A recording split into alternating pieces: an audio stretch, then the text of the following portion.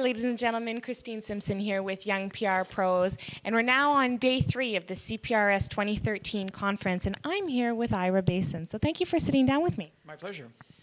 So today you talked about the DIY news. Can you explain to our audience a little bit about what that means?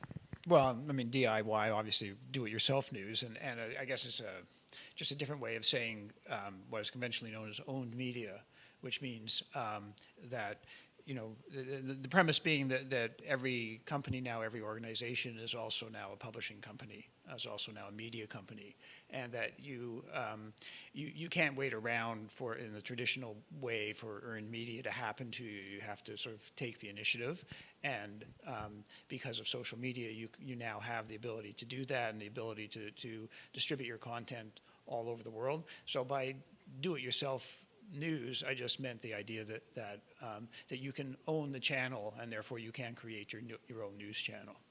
So for young professionals getting into the industry of public relations, what are some things that they should keep in mind with this new media landscape?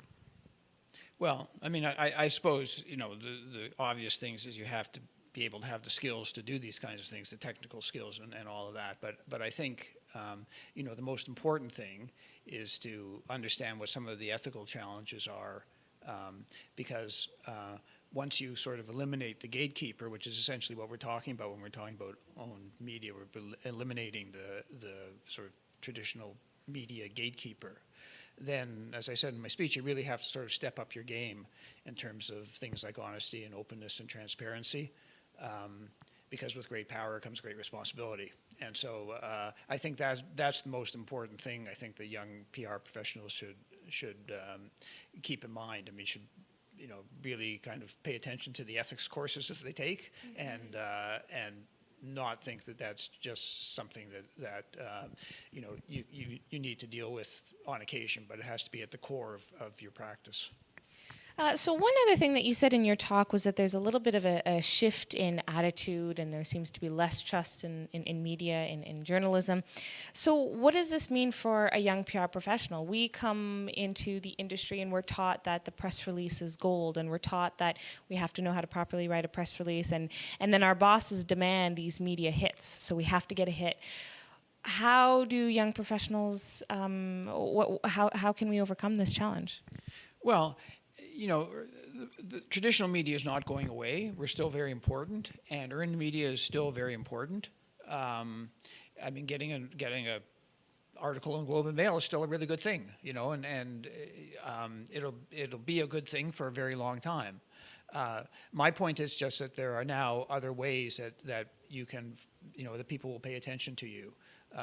You know, having a big social media presence, you know, can you know, extend your reach, you know, certainly greater than a smaller market newspaper. So, you know, if they're putting if your boss is putting all your emphasis on trying to, you know, get the Kitchener-Waterloo Record to write something about you, that's fine, but there are other ways that you can reach people and reach greater numbers of people without having to go through the Kitchener-Waterloo Record.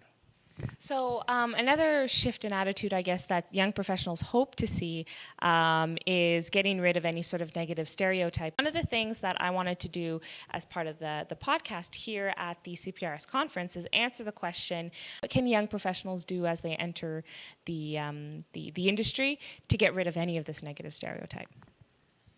Well, you know, changing a reputation is very difficult, and it doesn't happen overnight. And I guess, you know, the short answer would be is you have to sort of look at why that reputation developed in the first place, and then not behave that way, you know. So if the reputation is based on, you know, a propensity to spin or even to lie, or, you know, play fast and loose with the facts and, you know, withhold information, those kinds of things, then if you stop doing that, then the reputation will change over time.